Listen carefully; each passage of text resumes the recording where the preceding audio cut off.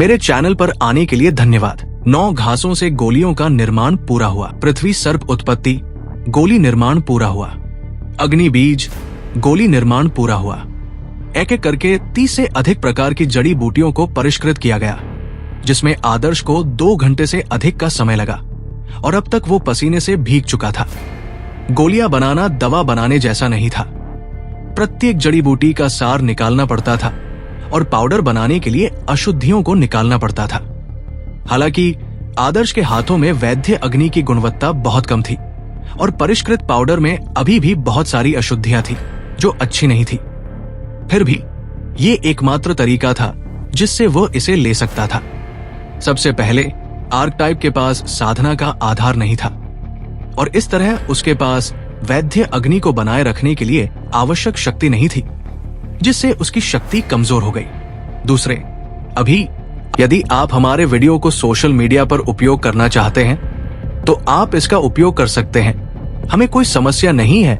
हमारे Nobel of king channel को subscribe करें और लाइक करें, शेयर करें। धन्यवाद। आदर्श के पास किसी भी अग्नि को नियंत्रित करने का अवसर या क्षमता नहीं थी, इसलिए वो केवल उसी से संतुष्ट हो सकता था जो उसके पास था।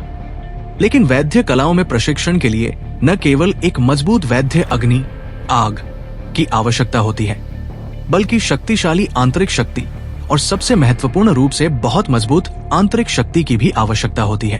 अन्य 2 आवश्यकताएं उतनी कठिन नहीं थी। जहां तक वैद्य अग्नि की बात है, यदि आपने सभी सही तैयारियां की हैं, तो आप एक अग्नियुक्त ताबीज को पकड़ सकते हैं और धीरे धीरे उसे पालतू बना सकते हैं। ताबीज की आग का उपयोग करके आप इसे वश में कर सकते हैं और इसे अपनी अग्नि बना सकते हैं। 99% से अधिक सक्षम चिकित्सकों ने पशु अग्नि का उपयोग किया। केवल मुट्ठी भर लोग ही, जिनके पास शक्तिशाली शक्ति की सबसे प्राचीन विरासत थी, स्वर्ग और पृथ्वी के भीतर पाए जाने वाले उन अत्यंत रहस्यमय दिव्य प्रकाशों को नियंत्रित कर सकते थे। ये प्रकाश ज्वालाएं थी जिनमें अपनी आत्मा थी और आदर्श की यादों के अनुसार उसने पहले एक बहुत ही दुर्जेय प्रकाश को वश में किया था। लेकिन अतीत में चिकित्सक भगवान कितने भी शक्तिशाली क्यों न रहे हों, वास्तव में आदर्श केवल अपनी गोली बनाने के लिए इस कमजोर चिकित्सक अग्नि का उपयोग कर सकता था। आखिरकार उसकी यादों में जो चीजें थी वे ऐसी चीजें नहीं थी जिन्हें वह निकाल सकता था। आवश्यक आराम करने के बाद आदर्श ने एक गहरी सांस ली। उसने अपने हाथ में एक मोमबत्ती पकड़ी और एक पीली आग दिखाई दी। बुरा नहीं है, गोली बनाने से गुजरने के बाद अग्नि शक्ति थोड़ी बढ़ गई है। वैसे भी मुझे लगता है कि ये कुछ न होने से बेहतर है। लगातार 7 अलग अलग जड़ी बूटियों के सार को परिष्कृत करने के बाद उसने उन्हें कड़ाही में फेंक दिया। उसकी आंतरिक शक्ति फूट पड़ी और आदर्श के हाथ में उपचार की आग अचानक चलने लगी। पहले की तुलना में अब ये कई गुना ज्यादा शक्तिशाली था। अग्नि का साथ देने के लिए अपनी आंतरिक शक्ति का उपयोग करो। अगर दूसरे वैद्य ये देखेंगे तो क्या वे सदमे से मर नहीं जाएंगे? आदर्श ने कड़वी मुस्कान दी। आंतरिक शक्ति किसी भी गोली बनाने की नींव थी। गोली बनाने के दौरान गर्मी को नियंत्रित करने के लिए बहुत ज्यादा आंतरिक शक्ति की जरूरत होती है। अगर आपने जरा सा भी ध्यान खो दिया तो ये आपकी सारी पिछली मेहनत को बर्बाद कर देगा और बनाई गई गोली राख में बदल जाएगी। इसके अलावा अगर गोली में बहुत ज्यादा औषधीय शक्ति है तो ये आपके बर्तन में विस्फोट भी कर सकती है। ज्यादातर चिकित्सक गोली बनाने की शुरुआत में अपनी आंतरिक शक्ति का इस्तेमाल नहीं करते। वे इसका प्रयोग केवल बाद के चरणों में करते हैं जब गोली बनने वाली होती है, ताकि अग्नि की शक्ति को बहुत सावधानी से नियंत्रित किया जा सके। आखिरकार वो गोली बनाने का एक महत्वपूर्ण समय था। उस समय अग्नि की गर्मी को लगातार बदलना पड़ता था, कभी अधिक और कभी कम, और ऐसा करने के लिए आंतरिक शक्ति की बहुत अधिक खपत की आवश्यकता होती थी। यदि उस समय चिकित्सक की आंतरिक शक्ति पहले से ही समाप्त हो चुकी थी तो गोली निर्माण मूल रूप से समाप्त माना जा सकता था। यदि आप हमारे वीडियो को सोशल मीडिया पर उपयोग करना चाहते हैं तो आप इसका उपयोग कर सकते हैं। हमें कोई समस्या नहीं है। हमारे नोबल ऑफ किंग चैनल को सब्सक्राइब करें और लाइक करें, शेयर करें। धन्यवाद। जाभी नियंत्रण से बाहर होने लगी। आदर्श बिल्कुल भी नहीं घबराया। इसके विपरीत वो मुस्कुराने लगा। ये गोली बनने का संकेत था और गोली निर्माण के लिए सबसे महत्वपूर्ण समय भी। उसकी आंतरिक शक्ति पूरी तरह से सक्रिय हो गई थी और उसका एक भी हिस्सा रुका नहीं था। उसके हाथ में जल रही आग अचानक फूट पड़ी और एक बल ने पूरी कड़ाही को कसकर बंद कर दिया। इस तकनीक को अनब्रोकन सील ग्राउंड बॉन्ड कहा जाता था और ये कुछ ऐसा था जो उसने अपनी यादों से सोचा था। ये एक ऐसी तकनीक थी जिसका उपयोग गोलियों के विस्फोट और कड़ाही के विस्फोट को रोकने के लिए किया जाता था। इसके अलावा इस तकनीक का उपयोग करना आसान था और ये बहुत ही कम समय में औषधीय ऊर्जा को कड़ाही के भीतर सील कर सकता था। साथ ही बहुत अधिक ऊर्जा को बाहर निकलने से भी रोक सकता था। साधारण चिकित्सक अंतिम चरणों में ऐसा करते थे, क्योंकि जब औषधीय ऊर्जा नियंत्रण से बाहर हो जाती थी तो अधिक कोमल क्रिया द्वारा इसे स्थिर करना संभव था। भले ही ऐसा करने से जोखिम बहुत कम हो जाता, लेकिन बड़ी मात्रा में औषधीय सार नष्ट हो जाता और इसलिए औषधीय गोली की गुणवत्ता औसत दर्जे की रह जाती। टकराव। आदर्श की आंतरिक शक्ति के पूर्ण दमन के बाद कड़ाही से एक धीमी आवाज निकली। उसके बाद सब कुछ शांत हो गया। कढ़ाई पहले ही शांत हो चुकी थी। आदर्श हांफने लगा। उसके सारे कपड़े पसीने से भीग गए थे और उसे चक्कर आने लगा और ऐसा लगा जैसे आसमान घूम रहा हो। जब उसे थोड़ा बेहतर महसूस हुआ तो उसने उत्साह से कड़ाही खोली। 5 बेहद गोल गोल गोलियां निकालते समय उसका हाथ कांप रहा था। उन्हें हाथ में थामे हुए एक तेज औषधीय सुगंध पूरे कमरे में फैल गई। 2 सस्ती गोलियां और 3 बेकार गोलियां। छी, ये बात जोर से कहने से मेरी प्रतिष्ठा कितनी कम हो जाएगी। आदर्श के चेहरे से पता चल रहा था कि वो कितना उत्साहित था, लेकिन फिर भी उसने आह भरी। वो कुछ देर चुपचाप देखता रहा, लेकिन हंसे बिना नहीं रह सका। उसके मन में वैद्य भगवान के रूप में अपने जीवन काल की यादों के साथ साथ अपनी वर्तमान यादों का मिश्रण था। जाहिर है वो वैद्य भगवान वाकई घमंडी था। हालांकि उसे अपनी प्रतिष्ठा खोने की परवाह नहीं थी और उसने जल्दी से अपने हाथ में गोलियों की सावधानी पूर्वक जांच की। वहां 2 निम्न श्रेणी की औषधीय गोलियां थी जो आकार में बिल्कुल गोल थी और उनकी सुगंध हवा में फैल रही थी। उनकी खुशबू मन को तरोताजा कर देती थी और सूंघने पर मनोबल बढ़ाती थी। आदर्श बहुत खुश हुआ। आखिर एक सफल औषधीय गोली विजयनगर में कम से कम 10,000 सोने के सिक्कों में बिक सकती थी। इसके अलावा उसके हाथ में मौजूद 3 बेकार गोलियां भी उस औषधीय गोली से कहीं बेहतर थी जो उसकी मां ने उसके लिए खरीदी थी। खास तौर पर इसलिए क्योंकि उस गोली में कम से कम 30% औषधीय सार भरा हुआ था। 50% सार वाली औषधीय गोली निम्न श्रेणी की कही जाएगी और 80% से ज्यादा औषधीय गोलियां निम्न श्रेणी की ही होंगी। अगर औषधीय सार 60% तक पहुंच जाए तो ये मध्यम श्रेणी की हो जाएगी। 70% इसे उच्च श्रेणी का बना देगा। 80% इसे शीर्ष श्रेणी का बना देगा। 90% इसे बेजोड़ बना देगा और जहां तक 100% की बात है, हे आदर्श ने अभी इस बारे में ज्यादा नहीं सोचा, क्योंकि ये उसकी मौजूदा क्षमता के हिसाब से बहुत दूर की बात थी। कुछ लोग औषधीय सार की 50 और 60% सामग्री के बीच के अंतर के बारे में सोच सकते हैं। क्या ये एक महत्वपूर्ण अंतर था? क्या 2 निम्न श्रेणी की दवाएं लेना एक मध्यम श्रेणी की दवा लेने से ज्यादा प्रभावी नहीं होगा? अगर कोई आपको ये सवाल पूछते हुए सुन ले तो शायद वो अपने ही थूक से दम तोड़ देगा। औषधीय गोली के अंदर न केवल उसका औषधीय सार होता है, बल्कि अशुद्धियां भी होती है। इन अशुद्धियों को शरीर द्वारा अवशोषित नहीं किया जा सकता है और सबसे महत्वपूर्ण बात यह है कि ये अशुद्धियां अवशोषित सार के एक हिस्से को रद्द कर देती है। ये कहावत कि हर दवा के अपने दुष्प्रभाव होते हैं केवल एक रूढ़ी नहीं बल्कि एक कठोर सत्य है। गोली के निर्माण के दौरान गोली में विषाक्त पदार्थों के संचय को रोकना मुश्किल होता है। ऐसे विषाक्त पदार्थों का तब तक अधिक प्रभाव नहीं होता जब तक उन्हें बार बार न लिया जाए। लेकिन साधकों के लिए औषधीय गोलियां अक्सर जीवन रक्षक उपाय होती थी और कौन जानता था कि आप जीवन भर में कितनी गोलियां खाएंगे। जब शरीर की गोली की विषाक्तता एक निश्चित सीमा तक पहुंच जाती थी तो ये जीवन के लिए खतरा बन जाती थी। गोलियों में मौजूद जहर सबसे घातक जहरों में से थे। वे मांस, हड्डियों और यहां तक कि आत्मा में भी गहराई तक घुस जाते थे। लेकिन औषधीय गोली जितनी उच्च श्रेणी की होती थी उसमें उतना ही कम जहर होता था। यही कारण था कि मध्यम श्रेणी की औषधीय गोली का औषधीय प्रभाव निम्न श्रेणी की औषधीय गोली की तुलना में 10 गुना अधिक था। जहां तक कीमत में अंतर की बात है तो ये कम से कम 100 गुना ज्यादा था। 5 औषधीय गोलियां इकट्ठा करने और कड़ाही साफ करने के बाद आदर्श अब और सहन नहीं कर सका और सपनों में खो गया। पता नहीं कितनी देर सोने के बाद उसने महसूस किया कि 2 हाथ उसके गालों को सहला रहे हैं और कुछ धीमी फुसफुसाहटें सुनाई दे रही थी, लेकिन वो जागने के लिए बहुत थका हुआ था। जब आदर्श को होश आया तो 3 दिन बीत चुके थे। उसका पेट भूख से गुड़गुड़ा रहा था और उसने जल्दी से अपना खाना निगल लिया और फिर से एकांत में चला गया। एक गोली निगलते हुए उसने अपनी आंतरिक शक्ति का उपयोग करके औषधीय गोली की ऊर्जा को अपने पैर के तल पर योंगक्वान बिंदु पर जाने के लिए निर्देशित किया।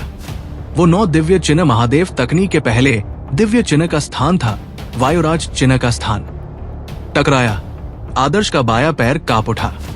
उसके पैर के तलवे से तीव्र ऊर्जा निकली और उसके नीचे की जमीन दरारों से भर गई। बढ़िया, मुझे पहले ही पल्स पथ के साथ साथ सटीक स्थान भी मिल गया है। अब मैं इस पर हमला कर सकता हूं। आदर्श ने हल्की मुस्कान के साथ एक निम्न श्रेणी की एयर किंग दिव्य मार्ग गोली निकाली और सीधे उसे खा लिया। शुद्ध और परिपूर्ण ऊर्जा का एक विस्फोट हुआ और आदर्श के खिंचाव के कारण ये सीधे उसके पैर के तल पर योंगक्वान बिंदु पर चला गया। योंगक्वान बिंदु कांप उठा।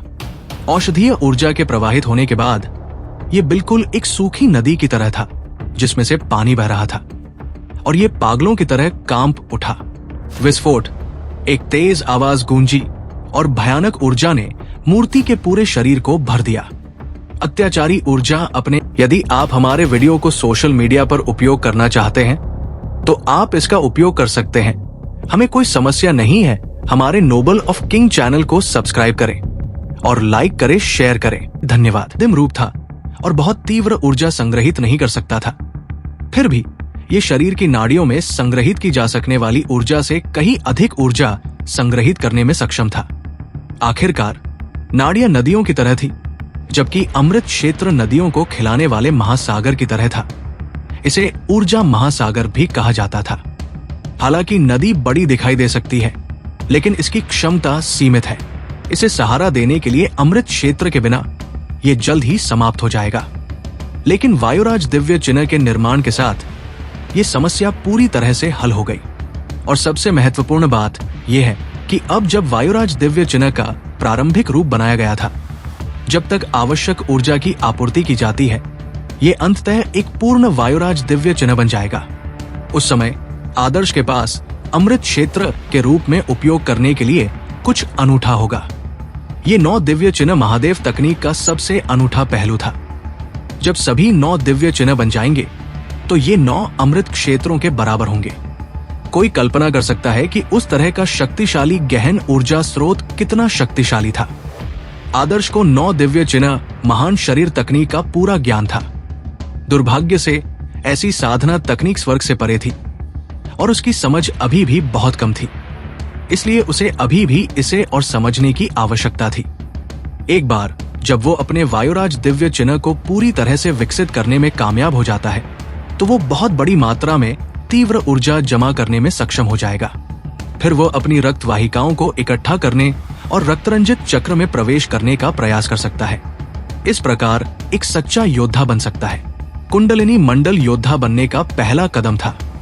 रक्त से लथपथ मंडल में कदम रखने, अपने रक्त और ऊर्जा को बढ़ाने और अपनी शक्तियों को तेजी से बढ़ाने के बाद ही आप एक सच्चे योद्धा माने जा सकते हैं। आदर्श को नहीं पता था कि कुंडलिनी मंडल योद्धा के किस चरण के बराबर उसकी ताकत थी, लेकिन अपने प्रारंभिक रूप वायुराज दिव्य निशान के निर्माण के साथ उसके शरीर की ताकत बहुत बढ़ गई थी। एक हल्का मुक्का हवा को सीटी बजाने के लिए मजबूर करता था। मुक्का इतना शक्तिशाली था कि इससे निकलने वाली शक्ति 2 मीटर दूर रखे फूलदान को चकनाचूर करने के लिए पर्याप्त थी। वास्तव में ऐसा लग रहा था जैसे उसका पूरा शरीर शक्ति से भर गया हो। इस बार नीलांजन स्कूल का दौरा करने का उनका उद्देश्य युद्ध कौशल के भंडार में प्रवेश करना था। अपने वायुराज दिव्य निशान के प्रारंभिक रूप के साथ उनके शरीर में गहन ऊर्जा बढ़ गई थी और वो अब युद्ध कौशल का अभ्यास कर सकते थे। ये पौराणिक युद्ध कौशल शक्तिशाली वरिष्ठों द्वारा बनाए गए थे। वे शक्तिशाली युद्ध तकनीकें थी जो एक योद्धा की तीव्र ऊर्जा, शक्ति और नसों का उपयोग करती थी। युद्ध के हथियार बेहद शक्तिशाली थे। इनके साथ एक योद्धा अपनी सामान्य शक्ति से कई गुना अधिक शक्तिशाली बल छोड़ सकता था। इसलिए एक योद्धा के लिए हर युद्ध कौशल बहुत महत्वपूर्ण था। अब जब आदर्श के पास युद्ध कौशल में प्रशिक्षित होने की क्षमता थी, तो वो एक युद्ध कौशल चुनने के लिए उत्सुक था। नीलांजन विद्यालय विजयनगर के उत्तरी भाग में स्थित था। ये दसियों किलोमीटर तक फैला हुआ था और शाही महल के अलावा ये पूरे विजयनगर में सबसे शानदार और सबसे बड़ी इमारत थी। अपना पहचान पत्र दिखाने के बाद आदर्श नीलांजन विद्यालय में दाखिल हुआ और सीधे साहित्य भवन चला गया। यहीं सुबह के व्याख्यान होते थे और यहाँ धनी परिवारों के बच्चे योद्धा बनने के तरीके पर व्याख्यान सुनते थे, जो शिष्टाचार से लेकर कविता और यहाँ तक कि साहित्य के प्राचीन सिद्धांतों तक हर चीज के बारे में बात करते थे।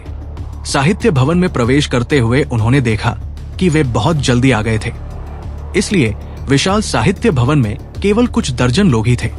हाँ आदर्श, तुम आ गए। जैसे ही आदर्श अंदर आया, कई लड़के उसके पास आए और उससे दोस्ताना बातें की। ये लड़के आदर्श की तरह थे। अलग अलग कारणों से उनके पास भी साधना का कोई साधन नहीं था।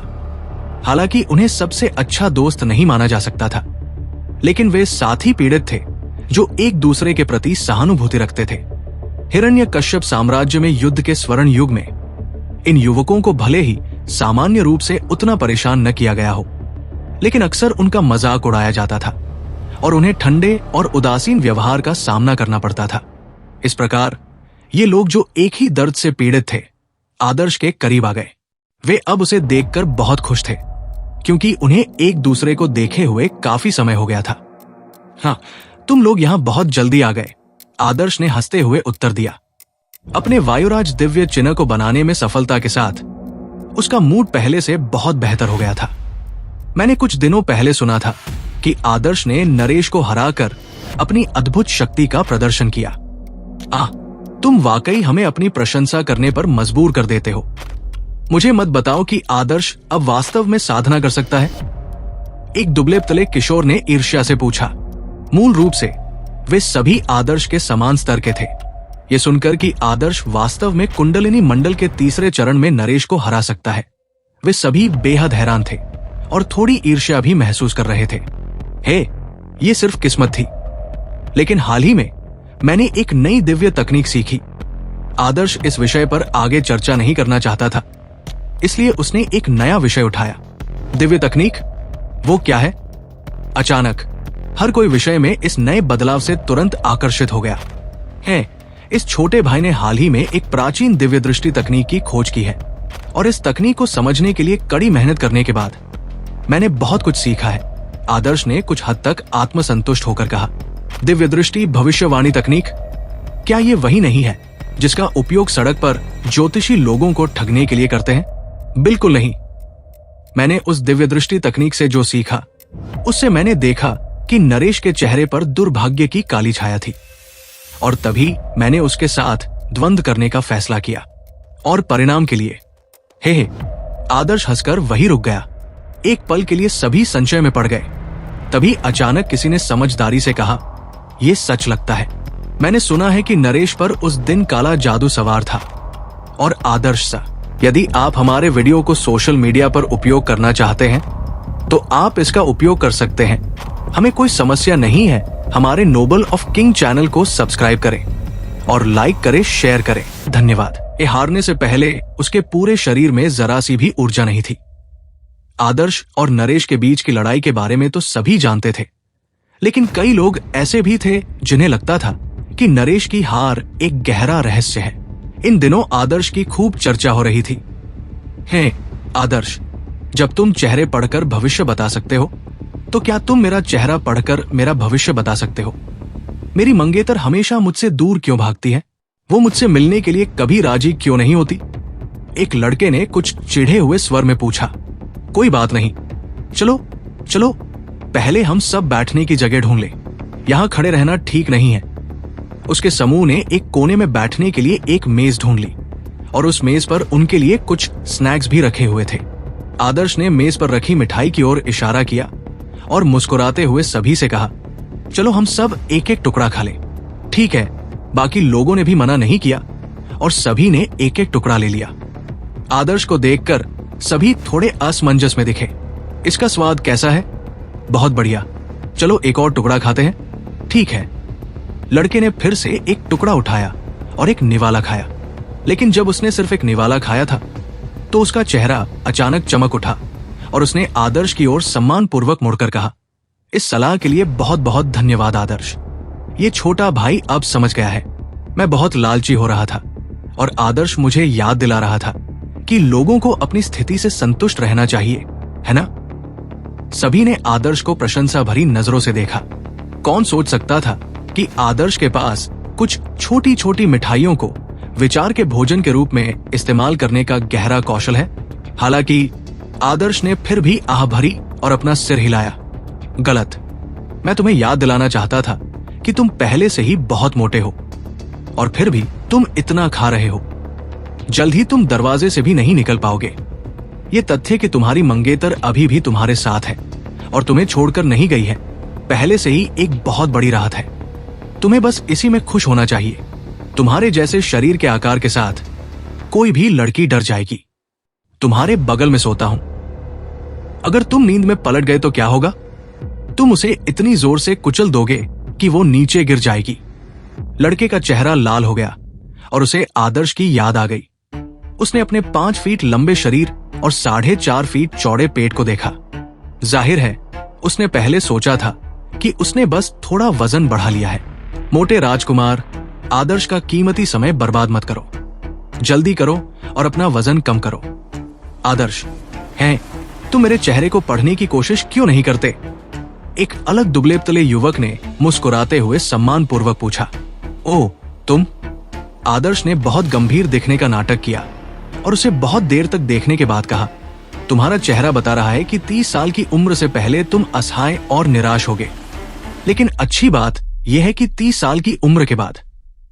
वो व्यक्ति खुश होकर बोला, क्या ऐसा हो सकता है कि 30 साल बाद मैं अचानक अपनी साधना में प्रगति कर सकूं?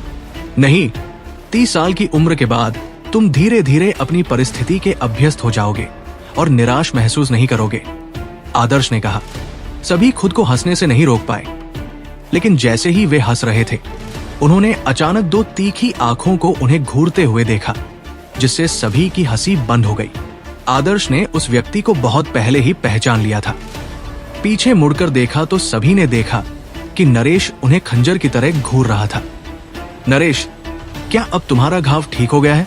बधाई हो, तुम्हारा बाहरी घाव ठीक हो गया है, लेकिन तुम्हारा अंदरूनी घाव कैसे ठीक हुआ? आदर्श ने पूछा। वो बहुत चिंतित लग रहा था। नरेश का चेहरा लाल हो गया। उस दिन आदर्श ने उसे घायल कर दिया था और उसे घर ले जाने की जरूरत थी। चंदेल परिवार ने जल्दी से वैद्य विभाग से एक वैद्य की मदद ली और नरेश को ठीक करने के लिए बहुत सारी स्वर्ण मुद्राएं खर्च की। पैसे होना वाकई अच्छी बात थी। इतने कम समय में नरेश ऐसी स्थिति में पहुंच गया था जहां वो एक सामान्य व्यक्ति की तरह दिखने लगा था। लेकिन जब आदर्श ने फिर से बात उठाई तो नरेश को कमर में दर्द होने लगा, मानो उसे आदर्श की लात याद आ गई हो। उस समय आदर्श की लात बहुत क्रूर थी, उसे अपंग बनाने से बस कुछ ही दूर। लेकिन जिस बात ने उसे सबसे ज्यादा नाराज किया वो ये थी कि घर ले जाने और होश में आने के बाद ही उसे एहसास हुआ कि कुछ खो गया है। जब उसके परिवार ने यह देखा तो वे जल्दी से युद्ध के मैदान में वापस गए, लेकिन तब तक उन्होंने पाया कि अखाड़ा पहले ही खाली हो चुका था और ये बताया गया था कि वह चीज एक जंगली कुत्ते ने उठा ली थी।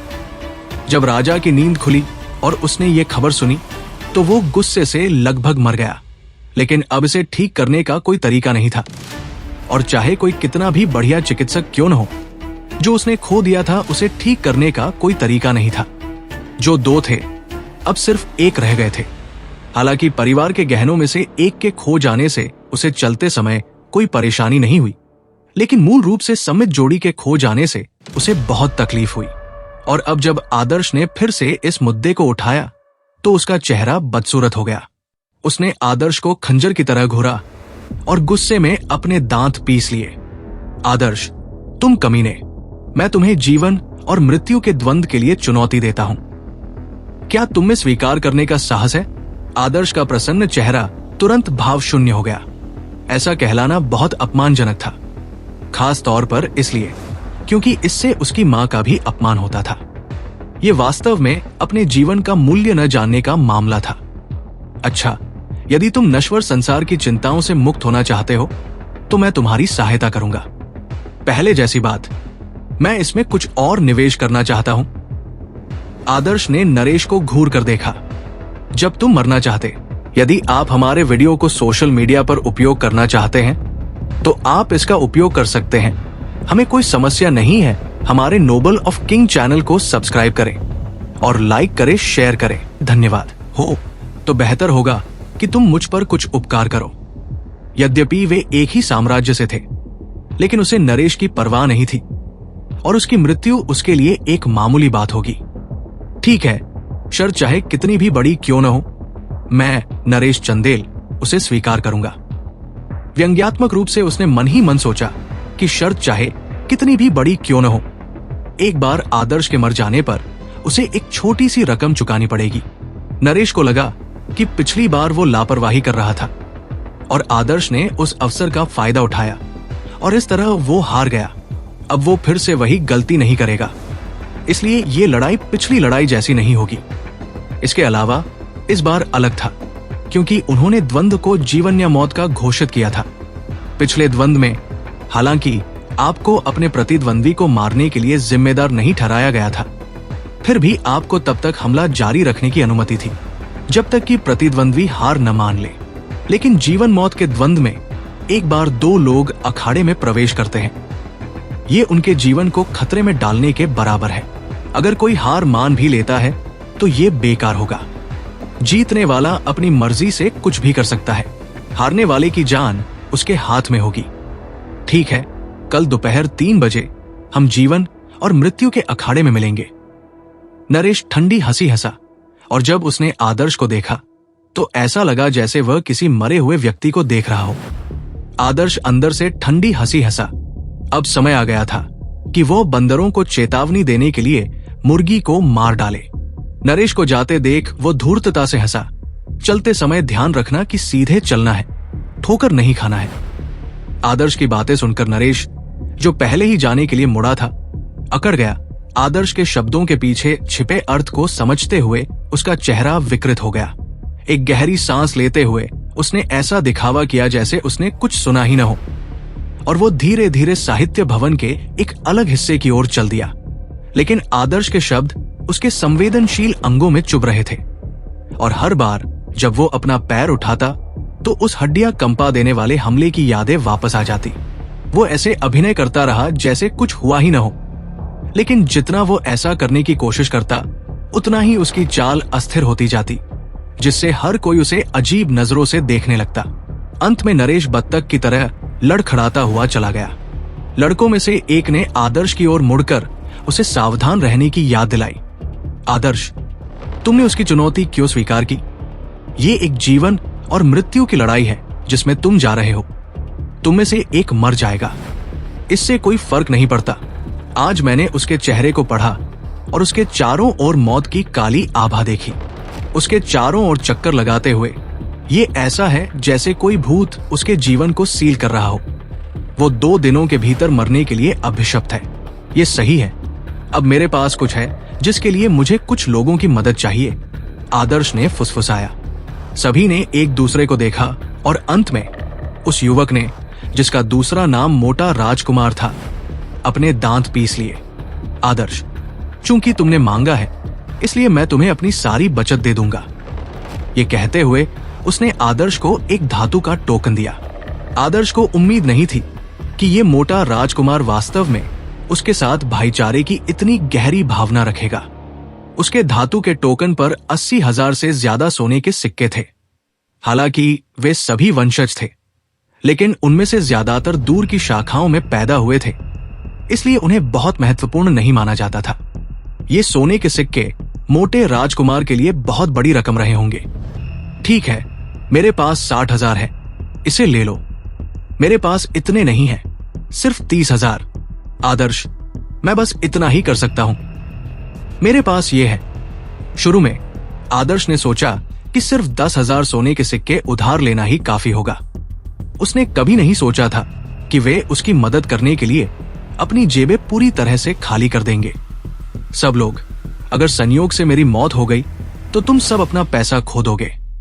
आदर्श ने अपने हाथ में धातु के टोकन को देखा और वो सबको याद दिलाने के अलावा कुछ नहीं कर सका। क्या आदर्श हमें नीची नजर से देखता है? हमें से कोई भी खेती नहीं कर सकता और हर दिन हमें दूसरों की आलोचनाओं से गुजरना पड़ता है। आदर्श, तुम्हें उनमें से किसी एक के खिलाफ पूरी ताकत से लड़ने का साहस है। इसका मतलब है कि तुम में वह साहस है जो हम में से किसी में नहीं है।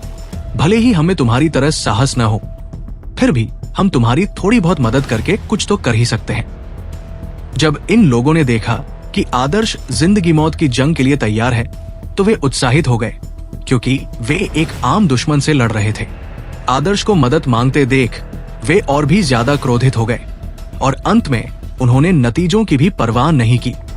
आदर्श ने सिर हिलाया। उसने अपने दिल में ये भावना दर्ज कर ली, क्योंकि उसके हाथ में 2 लाख से ज्यादा सोने के सिक्के थे।